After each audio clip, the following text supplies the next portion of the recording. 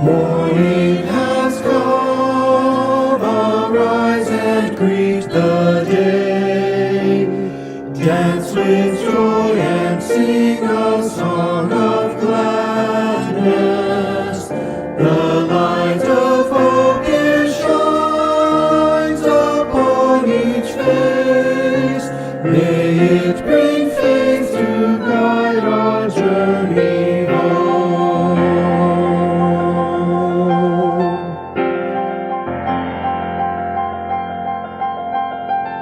A new day dawns, once more the gift is given. Wonder fills this moment shared together. The light of peace it shines upon each face. May it bring faith to guide our journey home.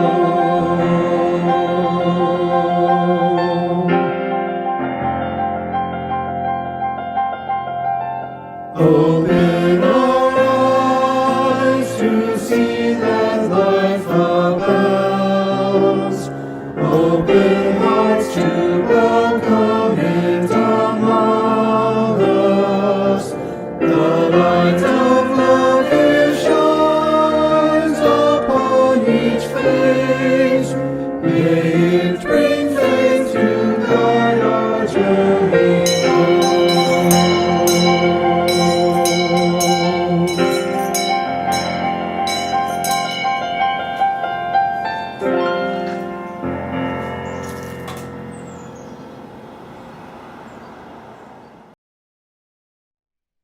Good morning and welcome to Live Oak Unitarian Universalist Church. I'm Reverend Joanna. So glad that you could be here today. This month we are talking about the continuum between courage and caution, which is pretty relevant right now because oddly enough, it seems like it takes a lot of courage to admit that you are using caution.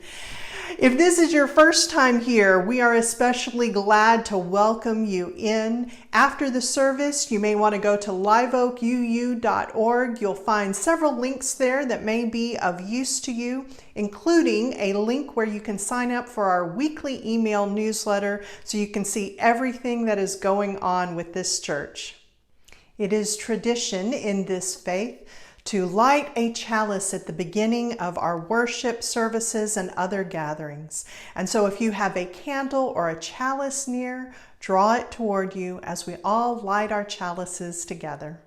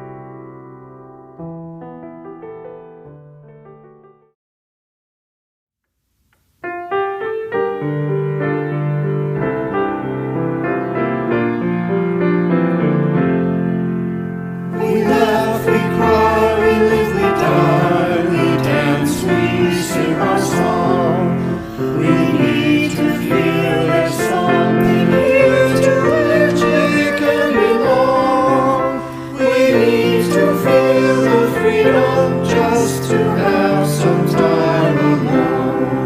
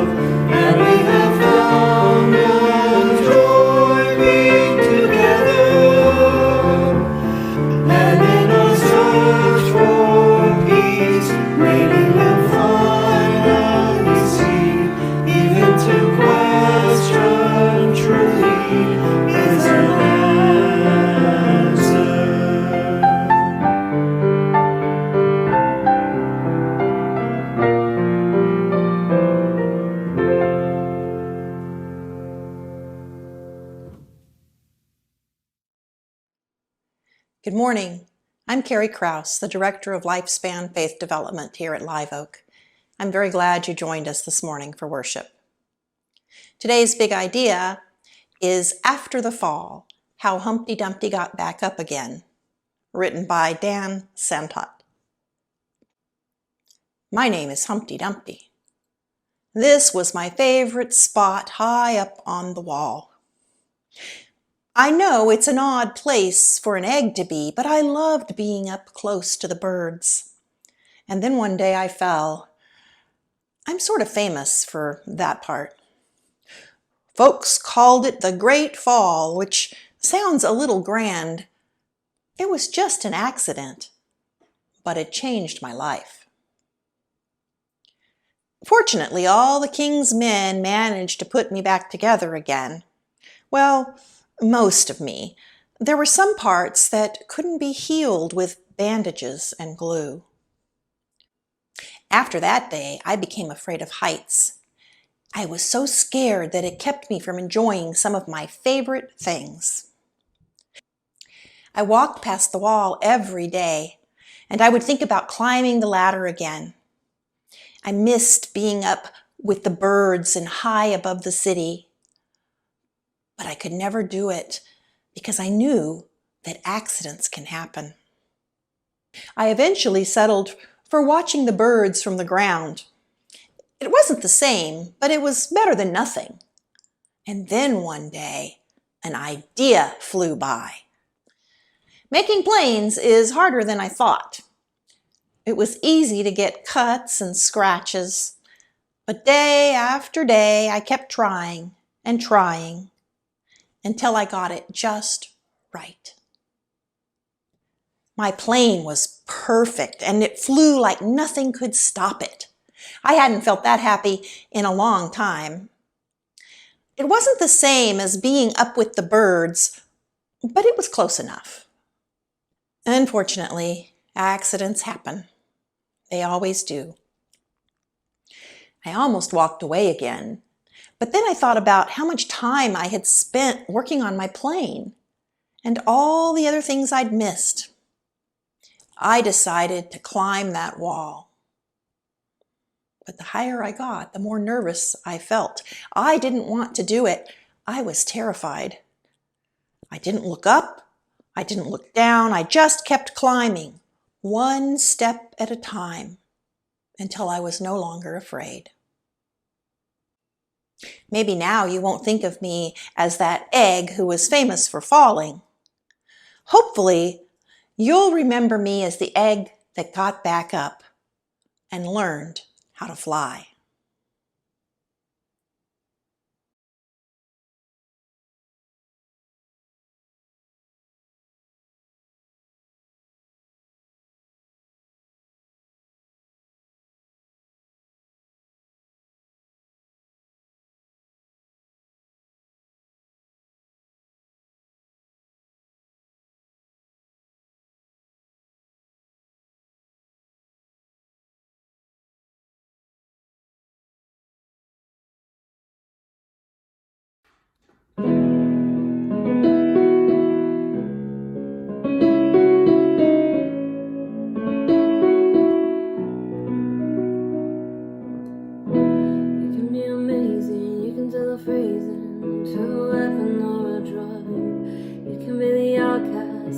Backlash if somebody's like a love, or you can start speaking up. Nothing's gonna hurt you the way the words do when they settle beneath your skin, kept on the inside and no sunlight. Sometimes the shadow wins, but I wonder what would happen if you say what you wanna say and let the words fall out.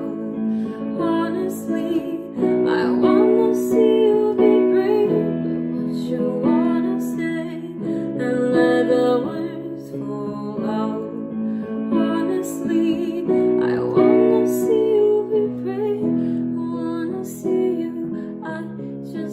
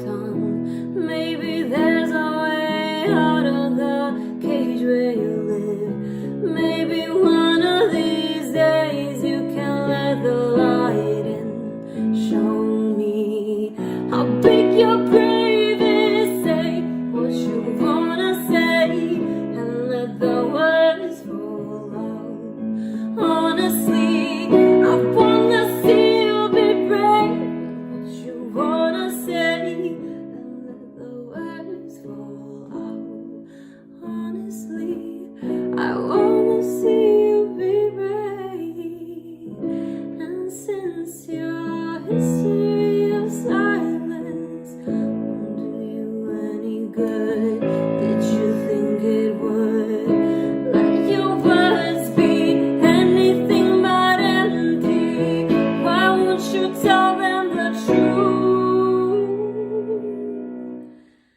and say what you wanna say, and let the words fall out.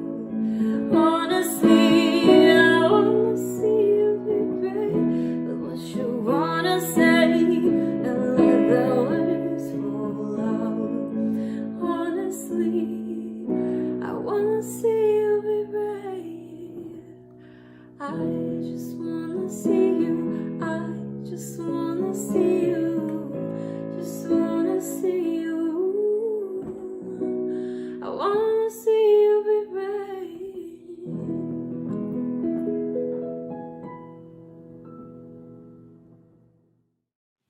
From the Gifts of Imperfection by Brene Brown. Courage is a huge theme in my life.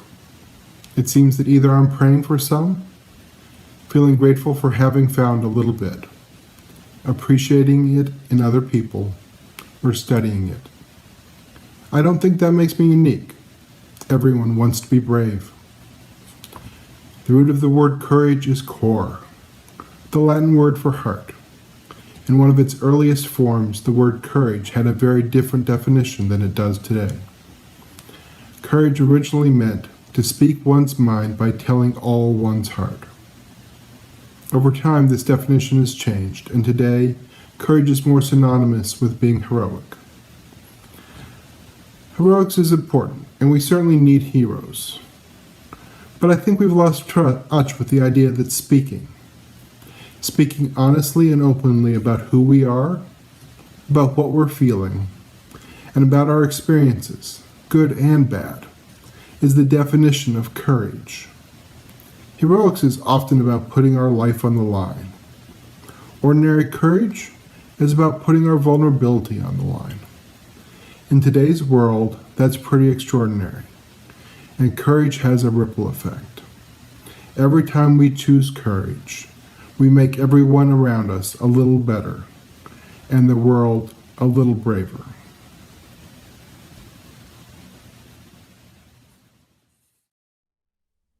Over the last couple of years, we've heard a lot of ridiculous things, but I think for me, the thing that I have found just the most ridiculous, so much so that I become speechless when I hear it or read it, is the idea that to exhibit any kind of healthy caution is to be afraid, is to be a coward. How often have you seen or maybe even heard someone say that they aren't going to social distance, they aren't going to wear a mask because they are not going to live a life of fear? It's ridiculous, and we know it's ridiculous, and there's like so many different examples and questions we can give, like, oh, okay, does that mean that, you're not going to wear a seatbelt when you drive because you're not going to live in fear? Let's call it what it is. It's ridiculous. But this whole question of courage, and is there a common understanding of it? Is courage, in fact, a virtue that we should strive toward? I think that's one that we should dig into. Doing something recklessly is not necessarily courage, right? If you admire a bully and the bully eggs you on to do something dangerous, like, say, try to take over the Capitol and stop the election proceedings, I don't describe that as courage. I think most of us are in agreement of the whole idea that courage does not mean an absence of fear. It means that you can feel the fear and yet move forward, take action anyway. But for courage to be a virtue, I think there has to be something involving a greater purpose, involving ethics. I think that for courage to truly exist in our actions, we have to be operating from our own guiding principles based on the ethical precepts that we have chosen for ourselves. Apparently, there has been a bit of a kerfluffle lately about how Dr. Seuss Enterprises made the decision that 6 of his books they are no longer going to submit for printing. There has been some shock around this. Apparently, some people are just now getting the memo that Theodore Geisel was kind of racist in some ways. Well, fans of Unitarian John Haynes Holmes, we're sitting back and we're going, we could have told you this and a long time ago.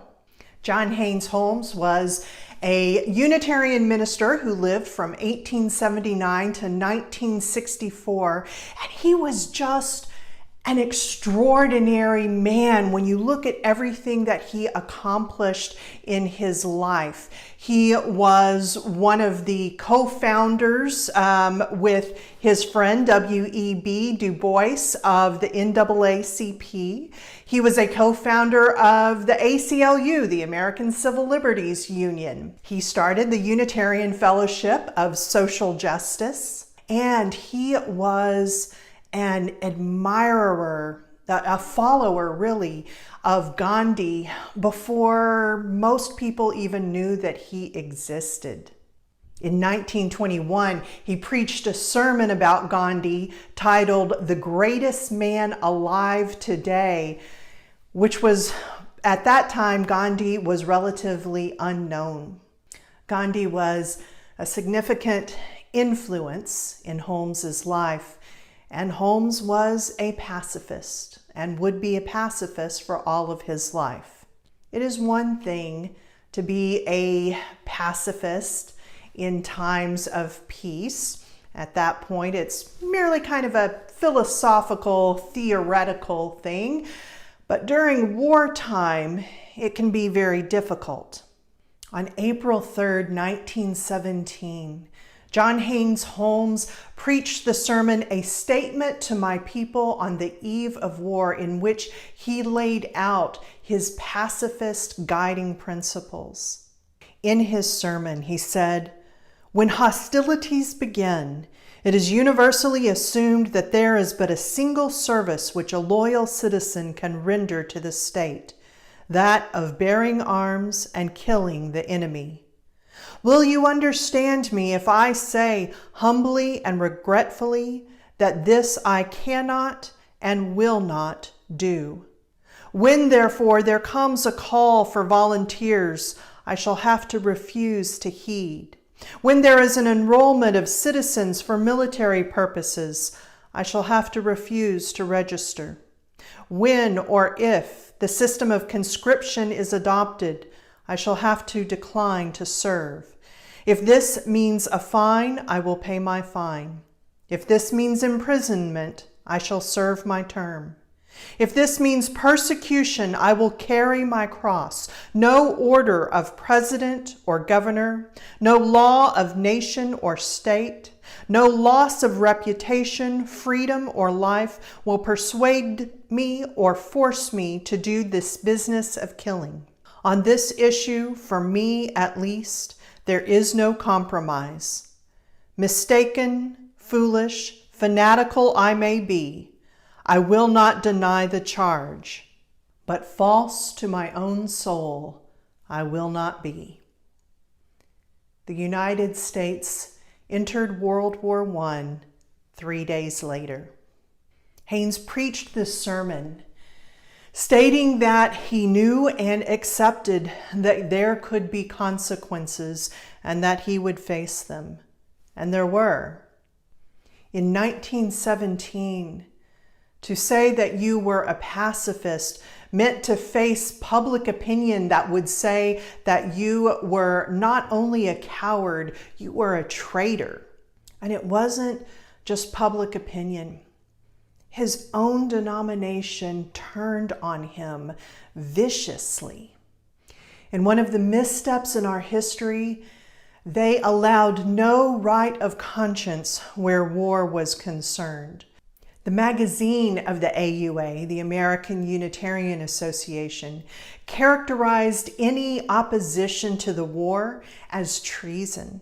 And the president of the AUA, Samuel Eliot, said that any minister who opposed the war, who did not support the war, should be dismissed from their job.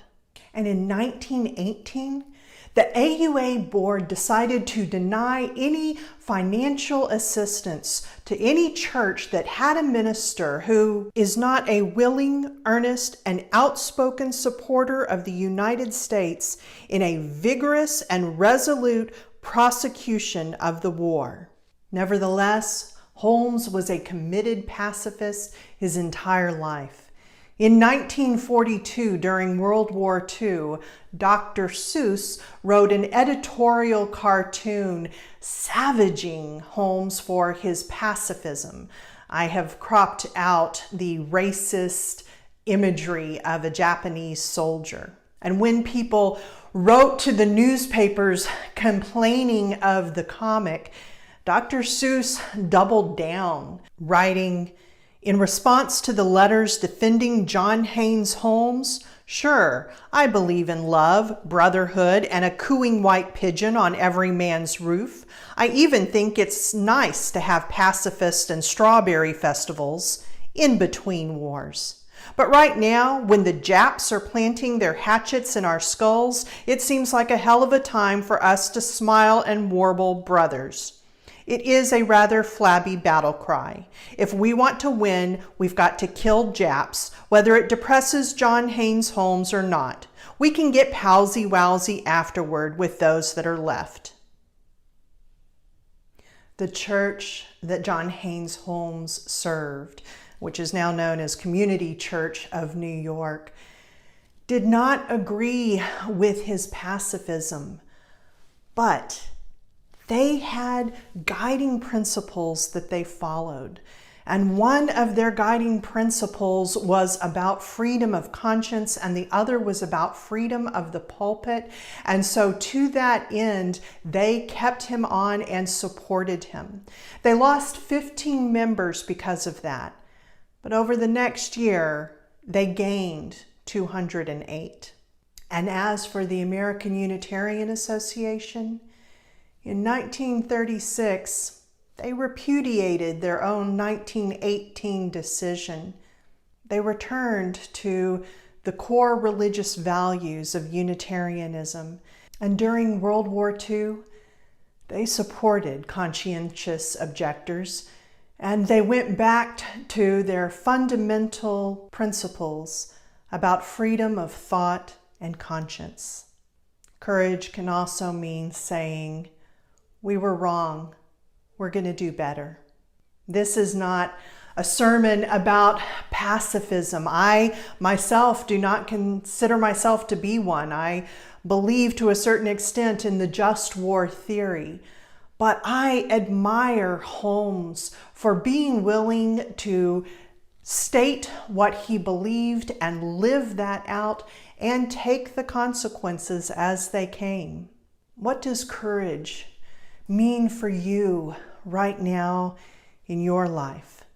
I believe that courage as a virtue requires us to individually identify our core values and decide on the principles that come out of those values that we will allow to guide our lives even when it is neither convenient nor easy.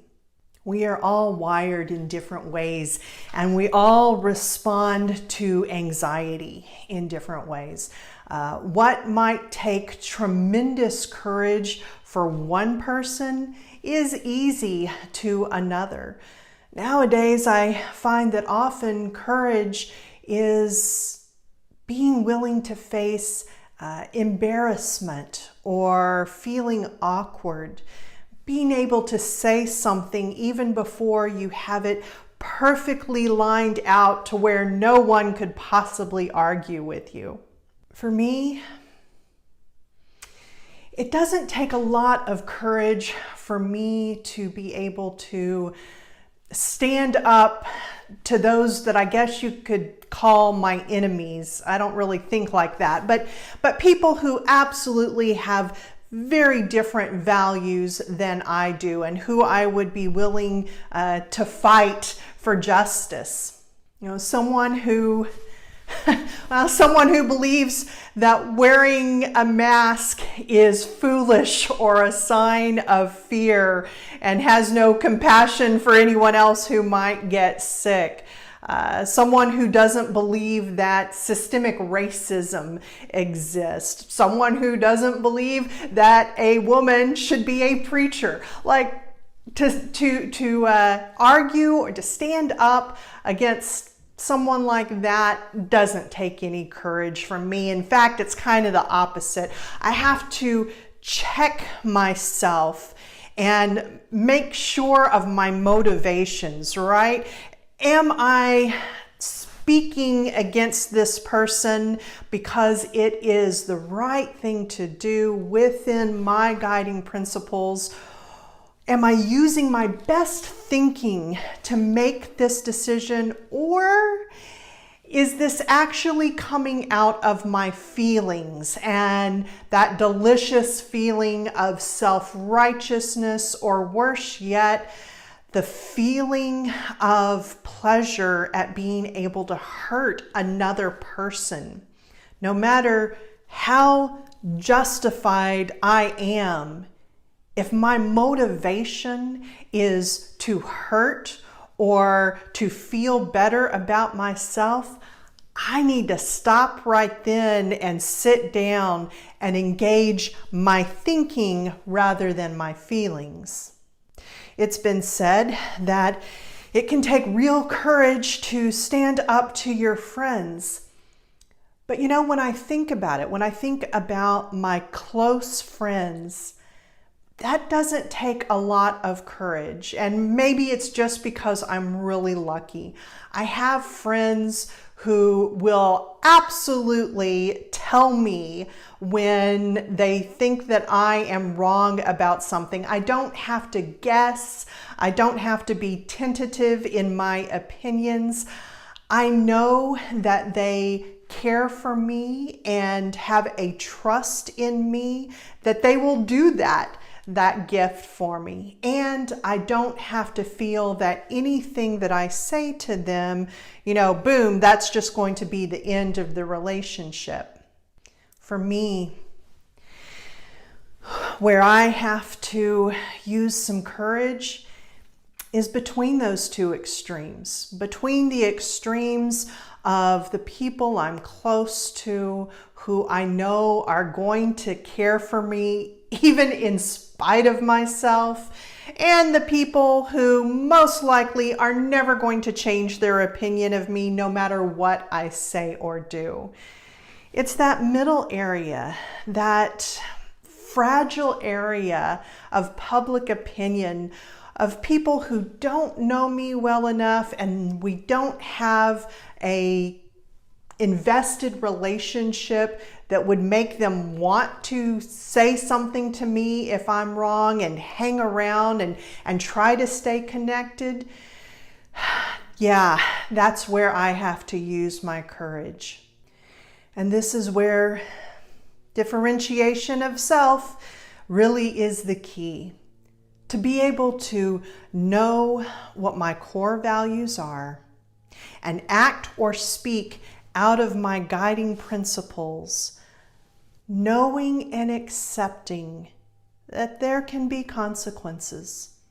And the consequences may not be so dramatic as what John Haynes Holmes had to go through. It could simply be that someone who I kind of like or kind of admire is suddenly going to unfriend me on Facebook, and that'll be the end of any potential relationship there. Or that people who know me casually consider me to be a friend, that they could have a lesser opinion of me.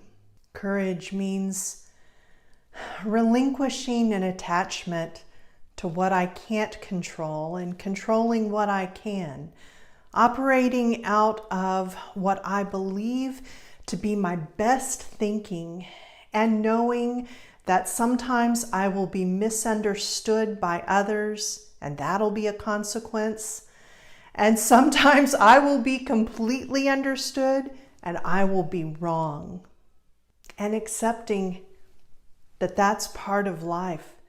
That's part of growing. If I don't have the courage to say what is true for me, then that means that I am also giving up a whole lot of opportunity for growth, because it may not be pleasant, but when we realize we are wrong, that is when we grow. But when we are clear about what is in that moment true for us, and we can say it perhaps with a trembling voice, but we can say it out loud, even if it feels like the entire rest of the world disagrees with us, then we can say to ourselves, as did Holmes in his sermon, "False to my own soul I will not be." But if you are lucky, as John Haynes Holmes was, to have people, to have a community around you who will support you and be there for you even if they disagree with you, hold them close and recommit and give and take courage from one another. As Wayne Arneson, my friend and colleague, says, take courage, friends. The way is often hard, the path is never clear, and the stakes are very high. Take courage, for deep down there is another truth. You are not alone.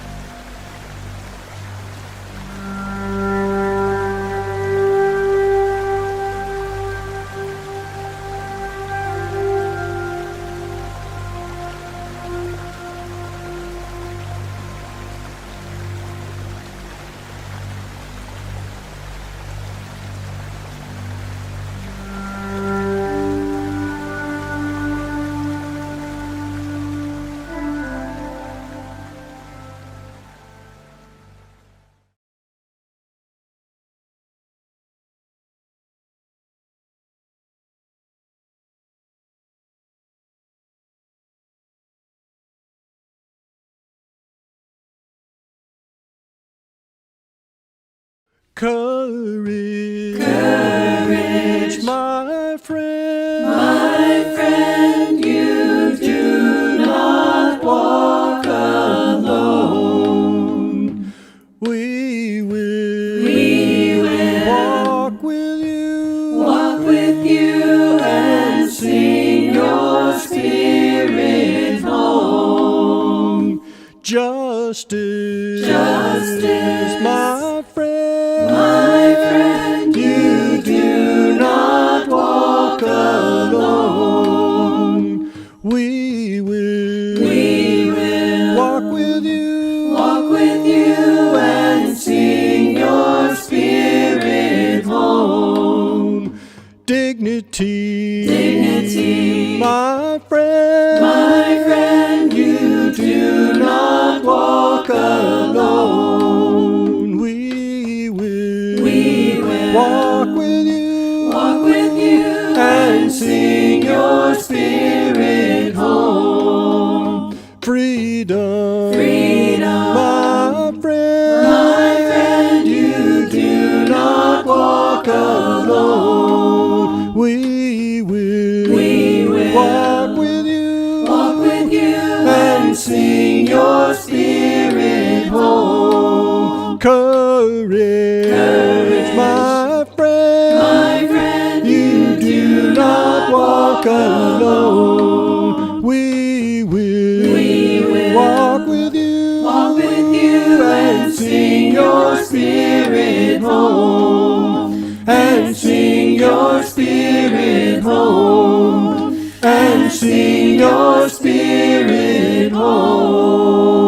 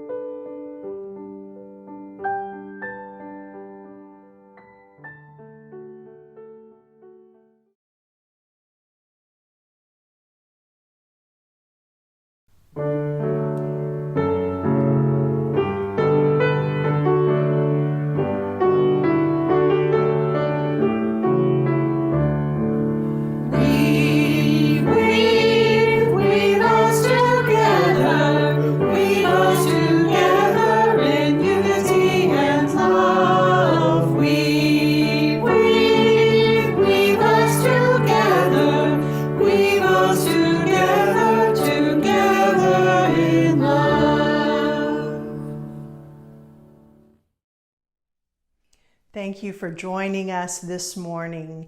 And if this was your first time to be with us, I invite you to go to liveoakuu.org. You're going to see a link there that says just for visitors. And if you click on that, it's going to take you to a Zoom room.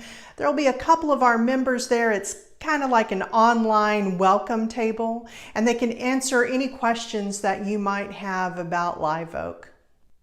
May you go forward this week with the courage to look inside and determine what are your guiding principles and how can you operate from your best thinking even when you're scared, even when you're anxious.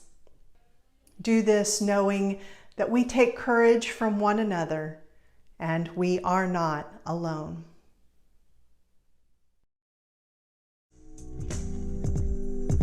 Soon the day will arise when we will be together, and no longer will we live in fear.